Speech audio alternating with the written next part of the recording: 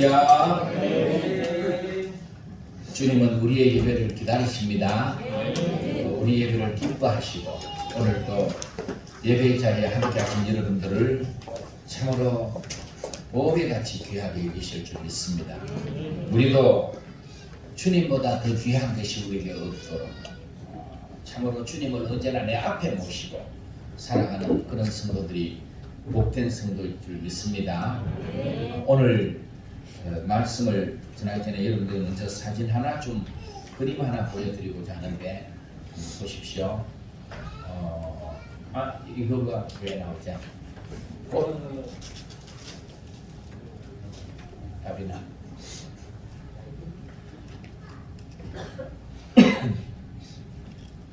꽃 그러는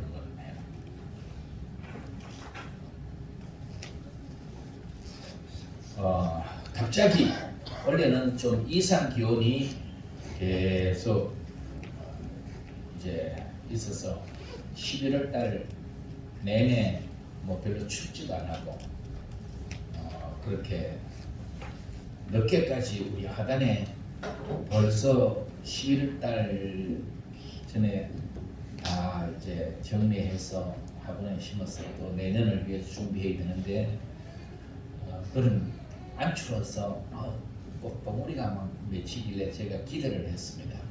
야, 저 꽃 이제 피는 걸 볼 수가 있을 것인가 봐요. 계속 그렇게 기대를 했었는데 날씨가 따뜻할 때는 금방 이렇게 쭉 꽃 망아리가 봉오리가 나오면은 그 다음날 금방 얼어지고 그러던데 이게 더디 돼요. 조금씩 아마 추우니까 그러겠죠. 더디 몇 날 그러더니 결국 그 꽃이 여러분들도 이제 지난 주일날 확 펴서는 좋아할 건데 지난 주일에도 뭐 서너 개 그냥 이렇게 펴고 확 피지를 못했어요. 확 펴지를 못했는데 그 다음 보니까 아주 너무너무 확 펴서 밤에 그 꽃은 밤에 안 되는 거예요. 꽃 거르는 거 PPT 보시잖아요. 그 밤에 향기도 너무 그 꽃이 밤에 향기가 그렇게 좋더라고요. 그래서 저 혼자 그 향기를 맡기가 좀 못해서 수요일날 교회 와서 예배 드리면서 꽃향기 맡으세요 하고 제가 알리려 그러다가 그냥 오시는 분들은 맡겠지 하고 그러면서 사진만 안에 내가 찍었어요.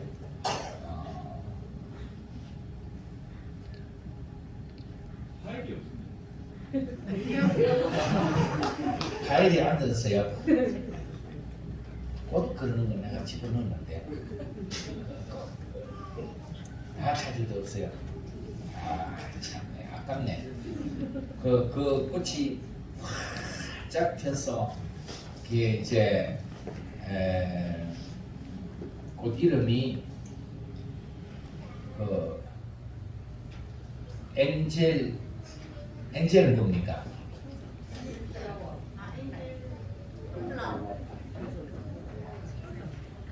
천사의 나팔. 엔젤 트럼펫 번호로 그렇게 천사의 나팔 꽃인데 그 나팔 불듯이 쫙 있어서 제가 다음에 한번 기회가 되면 보여드리겠습니다. 그랬는데 그날 밤에 지나니까 갑자기 기온이 팍 내려가서 아침에 교회로 와보니까요 이게 꽃이 막 얼어서 전부 그 전날 확 나팔 불던 꽃이 전부 팍 이렇게 얼어서 쳐졌어요. 얼어서 그래서 그것도 제가 사진에 찍어서 보면서 야 천사의 나팔로서는 불가항력적인 그동안 그래도 기온이 내려가지 않아서 억지로 이 꽃까지 피우는 데 성공을 했는데 그러나 기온이 갑자기 확 추워지니까 자기로서는 불가항력적인 상황 앞에서 이렇게 되고 말았구나 싶은 것이 야 우리 인생도 이와 같다. 성경은 너희 인생이 무엇이냐? 풀의 꽃 같고 아침에 이슬 같고 그런 게 우리 인생이라고 그랬잖아요. 우리 인생들 앞에도 어느 순간 우리 인간으로서 얼마나 사람이 이제 하나님의 형상대로 지어서 하나님 주신 지혜로 위대한 역사를 이루었지만, 그러나 아무리 대단한 역사를 이루는 사람이라 할지라도 인간도 결국 불가항력적인, 사람으로서 어떻게 할 수 없는 상황 앞에서는 저 꽃처럼 될 수밖에 없구나. 그것이 하루 아침에 저거는 우리 꽃은 아니고요. 우리 꽃은 하얀 꽃이 됐어요. 저렇게 나팔을 잘 불다가 저게 다 얼어가지고 그냥 다 쳐져가지고 있는 모습이 그랬어요. 그러는데 이제 우리 인생도 마찬가지 이런 일이 하루 사이에도 일어날 수 있구나 하는 것을 생각하면서, 하나님께서는 이 자연의 이런 현상들을 통해서 우리에게 지혜를 얻기를 바라는, 삶의 지혜를 얻기를 바라시는 하나님의 배려라고 우리가 함께 생각할 수 있으면은 그 사람이 참 지혜로운 사람일 줄 믿습니다. 얼마든지 우리 인생에도 하루 사이에 이런 활짝 핀 꽃이 그냥 얼어서 그다음에는 축 쳐져서 아무 꽃으로서 역할을 할 수 없는 그런 상황에 빠질 수가 있듯이, 우리 인생도 그냥 너희 인생이 뭐냐, 그 생명 코끝에 달려서 하나님이 부르시면은 우리는 모든 것, 아무리 우리의 찬란한 계획이 있다 할지라도 그와 같이 되고 만다는 것입니다. 오늘은 말씀드린 대로 대림절 두 번째 주일입니다. 대림절은 우리 교회가 예수님이 이 땅에 오신 성탄절 전 4주간을 예수님 오심을 기다리면서 예배하며 그렇게 지내는 절기입니다.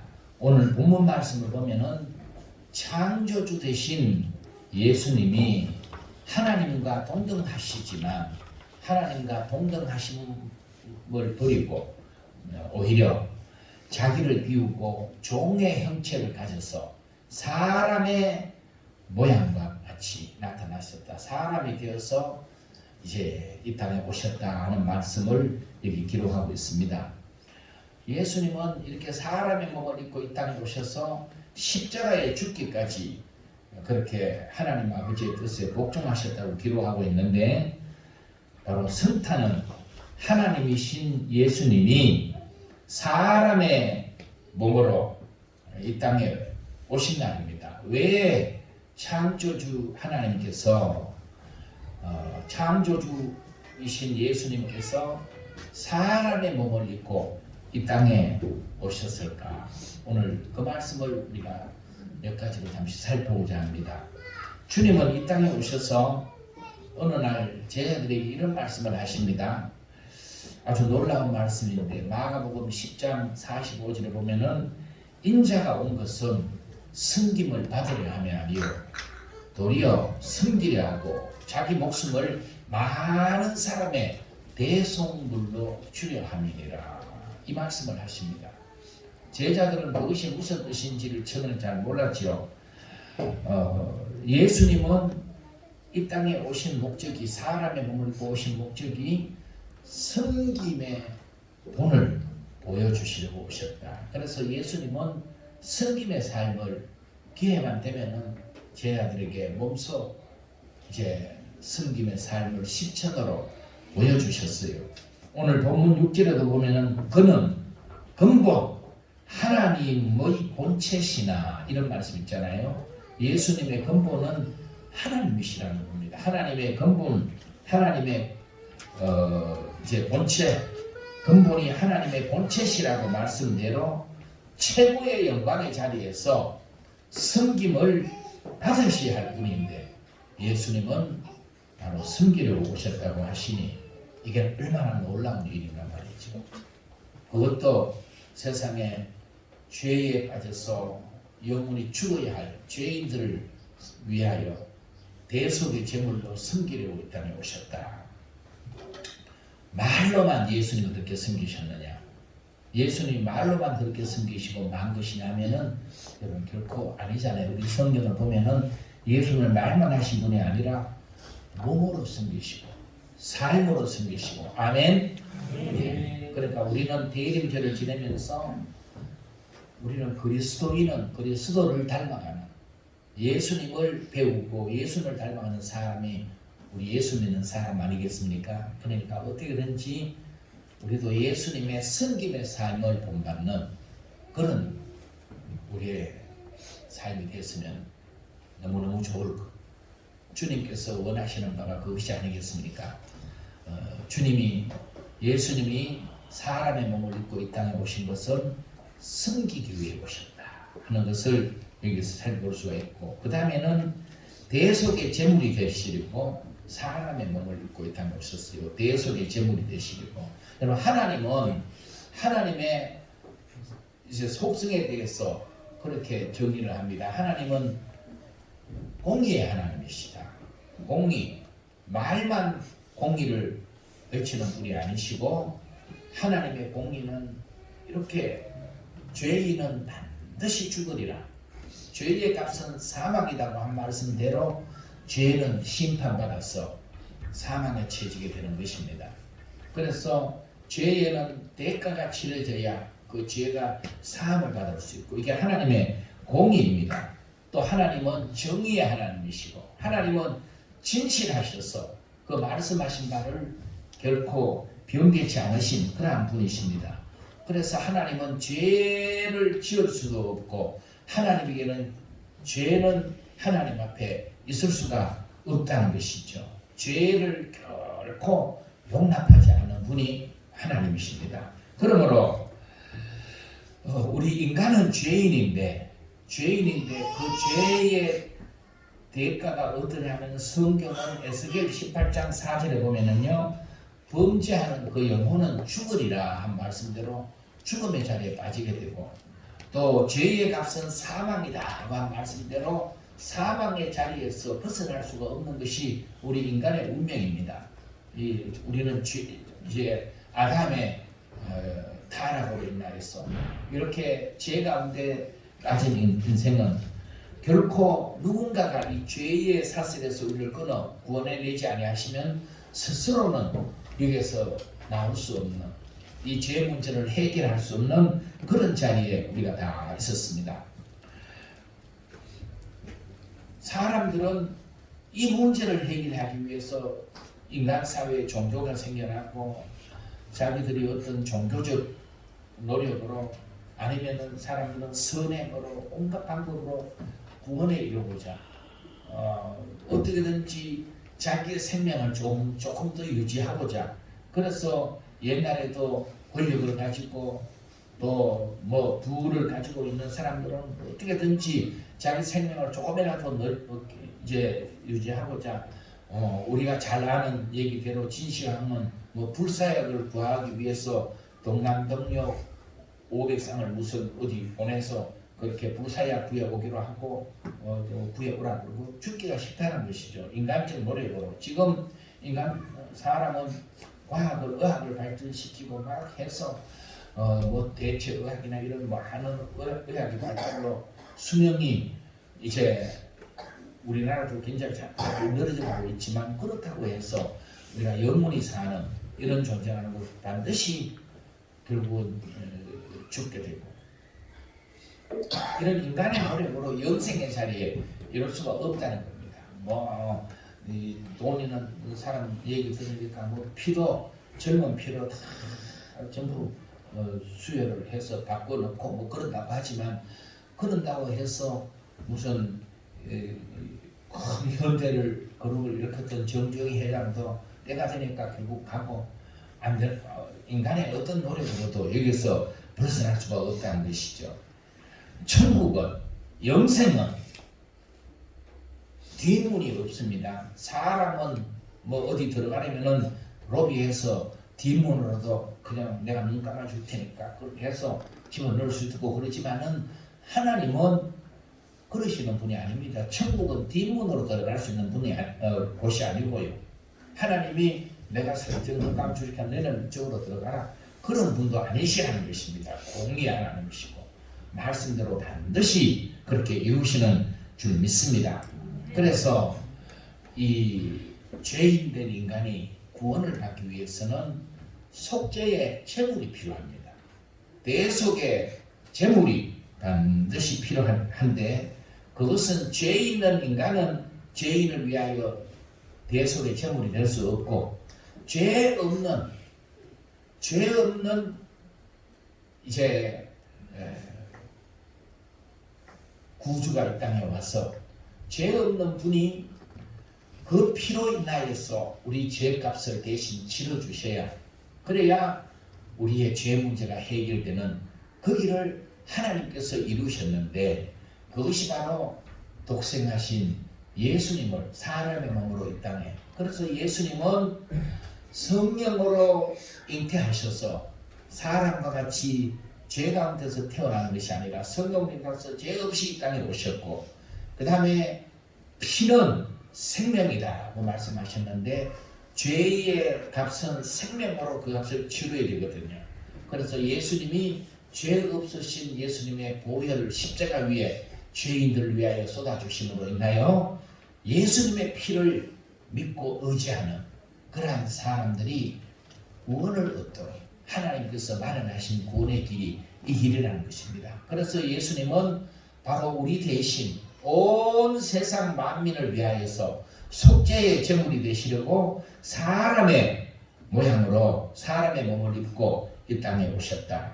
그래서 베드로전서 1장 18절 19절에 보면은 우리가 대속함을 받은 것은 은이나 금이나 이 금같이 없어질 그런 것으로 된 것이 아니요 오직 흠 없고 점 없는 어린 양 같은 그리스도의 보배로운 피로 된 것이니라. 이렇게 분명히 말씀하고 있습니다. 아멘. 네, 예수님의 그 보혈로 우리가 구원함을 받고 속창을 받은 줄 믿습니다. 예수님은 십자가를 이제 지시기 전에 유월절 만찬에서 잔을 들어 제자들에게 주시면서 뭐라고 말씀하셨습니까? 이 잔을 받아 마시라. 이것은 너희를 위하여 흘리는 바 나의 피 곧 언약의 피니라. 이 말씀을 하시면서 이제 이것을 행하여 기념하라고 우리가 성찬식 때 포도주를 받는 것이 그것을 의미하지 않습니까? 예수님께서 흘리신 피가 구약의 하나님께서 언약해 주신 언약의 피다. 이 피로 인하여 우리의 모든 죄 문제가 해결되고 구원이 이루어진다는 것을 성경은 가르치고 있습니다. 우리가 구원의 은총을 받은 것은 우리의 행위로 된 것이 아닙니다. 뭐 또 우리가 지은 죄가 하나도 없어서 우리가 하나님 앞에 갈 수 있는 것도 아닙니다. 우리 모든 사람은 의인은 없나니 하나도 없다고 말씀하신 대로 우리는 바로 구원함을 받아야 될 그런 죄인일 뿐입니다. 그런데 우리를 이 죄에서 구원하여 주신 분이 바로 예수님이 이 땅에 사람의 몸으로 입고 오셔서 대속의 피를 제물이 되어 주셔서 피를 흘려 주심으로 우리가 구원함을 받게 되었다. 이 사실을 우리가 믿고 우리는 주님만을 의지해야 될 줄 믿습니다. 이것을 다른 말로 하면은 대속의 제물이 되려고 사람의 몸으로 이 땅에 오셨다는 것을 다른 말로 하면은 예수님은 하나님 주신 사명을 감당하시려고 이 땅에 오셨다. 예수님의 사명이 무엇이냐? 우리를 구원하기 위하여 십자가 위에 죽으시는 것이다.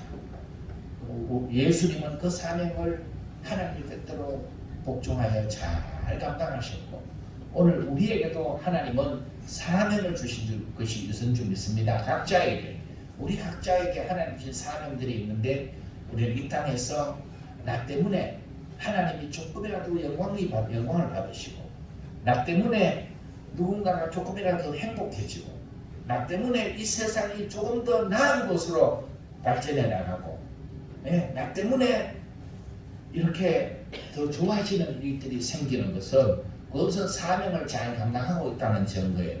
그런데 나 때문에 누군가가 어려움을 당하고, 나 때문에 하나님의 영광이 가려지고, 나 때문에 이 세상에 뭐 조금이라도 해를 끼치는 그런 자리에 빠져 사는 사람이 얼마나 세상에 많습니까?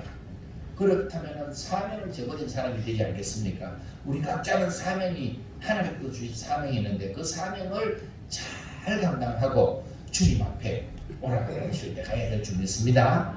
바로 이렇게 주님은 대속의 제목이 되시려고 주신 사명을 감당하고 땅에 오신 분이시고 사람의 몸을 입고, 그 다음에 예수님은 사람의 몸으로 이 땅에 오신 것은 하나님을 우리에게 보여주시려고 예수님이 사람의 몸을 입고 오셨습니다.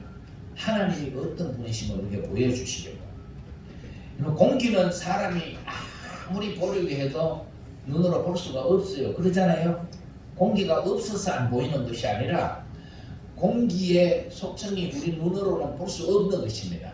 그러듯이 하나님은 영이신 고로, 하나님은 영이시니 영은 공기 같아서 우리 사람의 눈으로 볼 수가 결코 없다는 사실입니다. 그러나 하나님은 없는 분이, 안 계신 분이 아니라 영존하신 분이시고, 그렇기 때문에 사람들은요 하나님을 자기 눈으로 자꾸 보기를 원해요. 그래서 하나님이란 존재를 눈으로 보기 위해서 사람들이 막 대안으로 만든 것이 뭡니까? 결국은 이제 헛된 신들을 만들고 우상을 만들고, 그것이 하나님이라고 그렇게 하면서 이제 보이는 하나님을 만든 것이 결국은 이게 하나님의 뜻을 또 거스리는 것이고, 하나님을 제대로 알지 못하는 참으로 어리석은 그런 자리로 계속 빠져들어가는 인간의 모습이 있죠. 사람들은 이렇게 보이는 하나님을 섬기기를 원하고요, 보이는 하나님을 의지하기를 원하고 그래요. 그렇지만 하나님은 보이는 분이 아니시고 볼 수 없는 분이시고, 그러나 우리와 함께 하시는 하나님이신 줄 믿습니다. 요한복음 14장 8절에 보면은 이제 이런 말씀이 있습니다. 한 번은 제자 중에 빌립이 예수님께 빌립이 이르되 주여 아버지를 우리에게 보여주십시오. 하나님 아버지를 보여달라고 그렇게 부탁을 했습니다. 그러면은 너무너무 만족하겠습니다. 족하겠습니다. 하니까 예수님께서 뭐라고 말씀하십니까? 빌립아, 내가 이렇게 오래 너희와 함께 있으되 네가 나를 알지 못하느냐? 나를 본 자는 누구를 보았다고요? 나를 본 자는 아버지를 보았거늘 어찌하여 아버지를 보이라 하느냐? 그러니까 예수님은 하나님의 모든 속성을 가지고 이 땅에 오신 분이 예수님이라. 예수님을 보면은 하나님이 어떤 분이시다 하는 걸 알 수 있다는 것입니다. 하나님은 능력의 하나님이시고, 하나님은 사랑의 하나님이시고, 하나님은 의로우신 하나님이시고, 하나님은 용서하시는 하나님이시고, 우리를 이해하시는 하나님이시고, 우리와 함께 하시는 하나님이시고, 예수님을 보면은 하나님이 어떤 하나님이시다는 걸 볼 수 있거늘 알 수 있거늘 네가 어찌 하나님을 보이라고 하느냐, 이런 말씀을 주님께서 하셨어요. 보이지 않는 하나님이 보이는 하나님으로 이 땅에 오신 분이 누구시라고요? 예수님이시다. 예수님. 그래서 요한복음 1장 18절에는요 본래 하나님을 본 사람이 없으되, 누구든지 하나님을 본 사람은 없지만 아버지 품속에 있는 독생하신 하나님이 나타내셨느니라. 예수님을 통해서 하나님을 나타내셨다. 그렇게 말씀하고 있습니다. 여러분, 도마 같은 제자는 힘이 너무 많아서 부활하신 이후에도 예수님을 믿지를 못했잖아요. 다른 제자들이 예수님이 살아나셨다고 막 얘기를 하니까 나는 내 눈으로 안 보고는 내가 안 믿겠다. 그렇게 사람은 자기 눈으로 확인해야만 그걸 사실로 인정하는 뭐 그런 마음들이 다 있죠. 그래서 내가 내 눈으로 보지 않고는 안 믿겠다고 그렇게 도마가 얘기했을 때 예수님이 도마에게 직접 나타나셔서 뭐라고 말씀하십니까? 도마야, 내 손에 뭐 자국 한번 봐라. 그리고 너 손 넣어서 여기 내 옆구리 한번 만져서 여기에 장자국을 한번 만져봐라. 그러면서 믿음이 없는 사람이 되지 말고 믿는 사람이 되라. 그러니까 도마가 뭐라 그러니까 그것 예수님을 만나고 난 부활하신 예수를 만나고 난 이후에 나의 주, 나의 하나님이십니다 하고 도마가 이제 신앙 고백을 하지 않습니까? 이렇게 그 뒤에는 도마는요, 전에 내려오는 이제 얘기는 인도에까지 가서 복음을 전하고 뭐 우리 한국에까지 와서 복음을 전했다는 그런 설도 있습니다만은 확인된 바는 없고, 그러나 뭐 그런 흔적들은 더러 많이 이렇게 연구하는 분들에 의해서 뭐 김해에 그 당시 이제 쭉 해서 도마가 와서 복음을 전했다 하는 그런 얘기까지 하고 있는 분들이 있습니다. 그러다가 복음을 전하다가 순교한 분이 바로 도마가 됩니다. 여러분, 하나님을 만난 사람에게는 놀라운 특징들이 나타나는데 그 어떤 특징이 나타나냐 하면은 하나님을 어떤 모습으로 모양으로든지 이제 어떤 상황에서 하나님을 만난 사람은 삶의 변화가 일어난다는 거예요. 삶에 이전에 살던 삶에서 턴이 이루어져서 그래서 새로운 삶을 살아가는 이런 삶의 변화들이 일어나는데, 예수님의 제자들 보십시오. 예수님을 하나님으로 부활하신 예수님을 만난 이후에는 도망가던 그들이 복음을 전하면서 다 순교의 자리로 나가지 않습니까? 삶의 변화가 일어난다는 것입니다. 이렇게 예수를 만난 후 가장 큰 삶의 변화를 이루어서 예수님의 삶을 닮아간 사람이 있다면은 사도 바울이죠. 바울 사도의 삶을 우리가 그렇게 들 수 있는데, 바울은 예수님을 핍박하는, 성도들을 핍박하는 사람의 앞잡이로 그렇게 핍박했던 사람이 전도자로 바뀌었고, 얼마나 놀라운 삶의 변화입니까? 전도자로 바뀌었고 주님께 받은 사랑의 빚을 조금이라도 그가 갚기 위해서 자신의 생명은 조금 더 귀한 것으로 여기지 않는다고 그렇게 이제 말하면서 오직 그리스도의 십자가 복음을 잡는데 자기의 일생을 삶을 바쳤던 그런 사람이 바울이지 않습니까?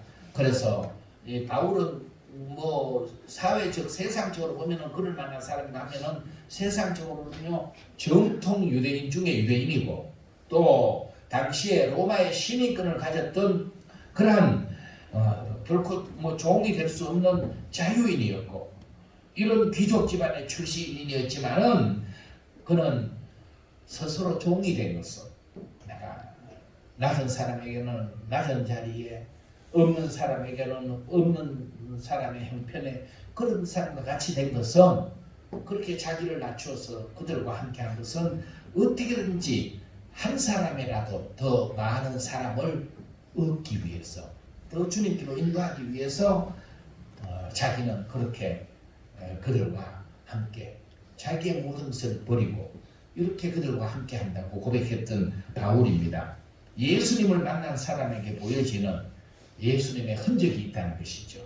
그래서 예수님은 하나님을 보여주기 위해서 이 땅에 오신 분이시고 사람의 몸으로 이 땅에 오셨고 그 예수님을 믿는 우리 성도들도 바울 사도처럼 내 삶에 예수님의 흔적이 저 사람은 어떻게 해서 우리랑 똑같은 사람인데 저렇게 인생을 살아가냐? 무엇 때문에 저렇게 살아가냐? 봤더니 그 사람에게서 무슨 흔적이 나타나느냐? 예수님의 흔적이 나타난다. 예수님의 흔적 때문에 저 사람은 인생을 저렇게 세상의 것은 부족해도 행복하게 살아가구나. 저렇게 많은 사람을 유익하게 하기 위해서 살아가구나. 뭔가 세상에 이로움을 주기 위해서 저렇게 살아가는데 앞장서구나 하는 그런 삶이 예수님의 흔적이 좀 있습니다. 이렇게 예수님이 사람의 몸을 입고 오신 것은 하나님을 사람들에게 보여주러 오셨고, 그 예수를 믿는 우리도 바울 사도처럼 예수님의 흔적을 내 삶 가운데 나타내는 그런 삶이 되어야 우리가 참으로 하나님이 기뻐하시는, 예수님께서 기뻐하시는 그런 성도가 될 줄 믿습니다. 내림절을 지내면서 우리는 말씀을 통해서 예수님이 보여주신 하나님을 만나고, 2000년 예수님이 몸으로 이 땅에 오셔서 활동하실 때처럼 그 육신으로 오신 예수님을 우리가 만날 수는 없지만, 지금 그러나 그때 예수님의 삶을 성경이 기록해 주신 이 기록으로 말씀을 통해서 우리가 예수님을 만나고, 또 예수님이 보여주신 하나님을 우리가 만나는 그러한 그리스도인으로서, 하나님의 자녀로서 우리가 어떻게 예수님을 닮아 살아갈 것인가를 깊이 생각하고, 또 뭐 생각만 하고 말면 안 돼요. 생각한 바를 우리는 실천하는, 이렇게 살아야 되겠다 하는 그런 이제 실천하기를 힘쓰는 성도가 되어야 이 대림절을 우리가 바로 하나님이 기뻐하시는 그러한 시간으로 지내가게 될 줄 믿습니다. 우리 모두 예수님의 마음을 품기를 소망합시다. 예수님의 마음은요, 자기 중심으로가 아닌 상대방의 입장을 헤아리는 마음을 품는 것이 예수님의 마음입니다. 만약에 예수님이 하나님, 이제 성부 하나님께서 네가 세상에 저 많은 죄에 빠진 인생들을 구원하기 위해서 사람의 몸으로 세상에 가서 저들을 위하여 피 흘려 구원하거라, 하나님께서 하나님 그런 뜻을 주셨는데 내가 왜 사람의 몸으로 그들에게 가야 됩니까?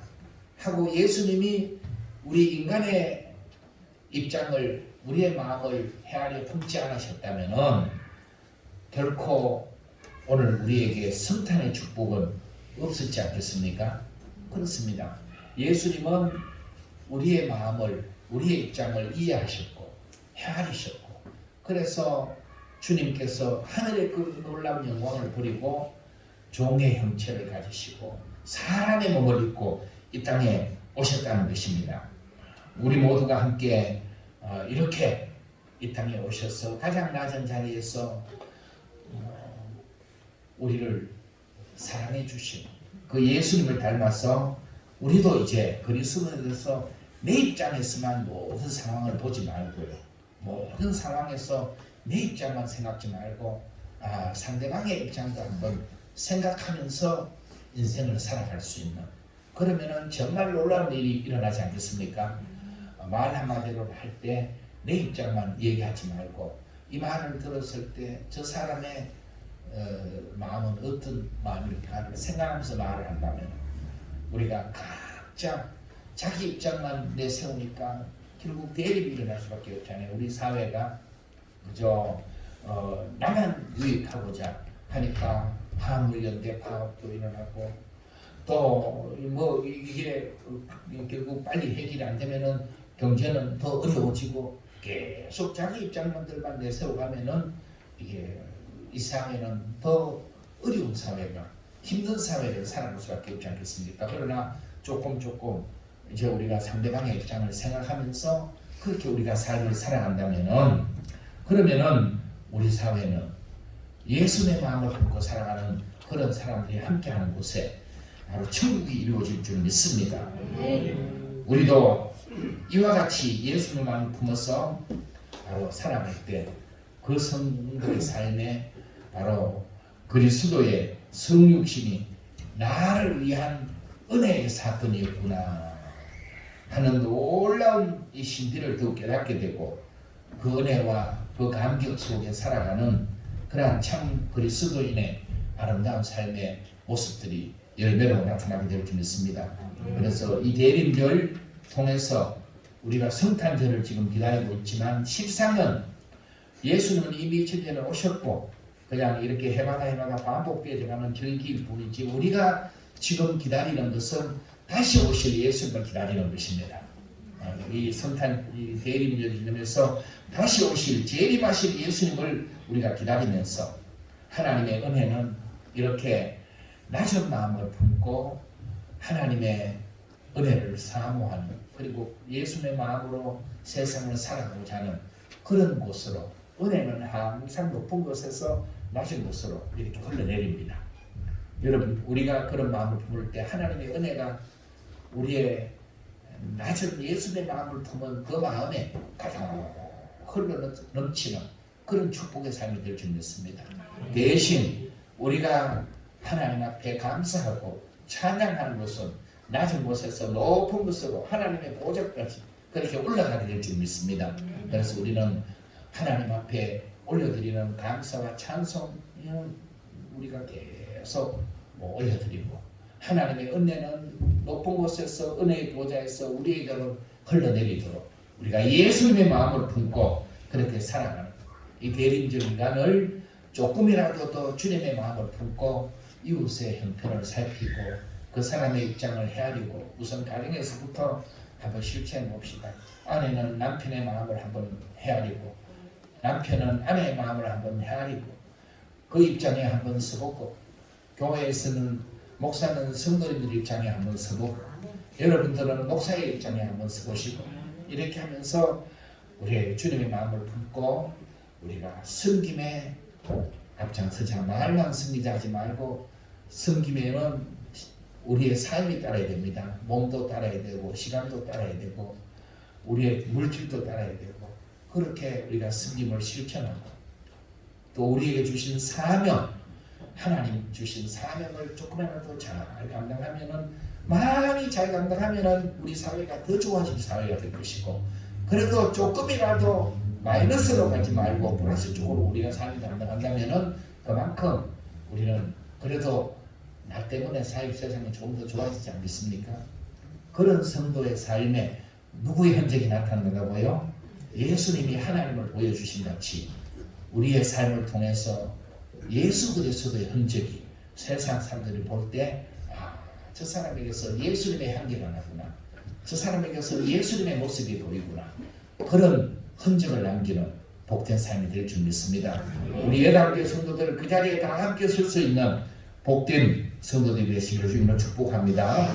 기도합니다. 하나님 아버지, 대림절 두 번째 주일 하나님 앞에 함께 모여 예배드리면서 왜 근본이 하나님과 동등하신 예수님이 종의 형체를 가지시고 자기의 모든 것을 비우시고 사람의 몸으로 이 땅에 오셨는지, 오늘 우리가 함께 말씀을 통하여 이 땅에 죄인들을 섬겨주시고 죄인들을 구원하시기 위해 대속의 제물이 되시고, 죄인된 인간에게 하나님이 어떤 분이심을 나타내 보여주시고 오신 예수님을 우리가 믿으면서 우리 안에도 우리 마음도 예수님의 마음을 품고 예수님을 닮아서 주님과 동행하는 복된 성도의 삶이 될 수 있도록 인도하옵소서.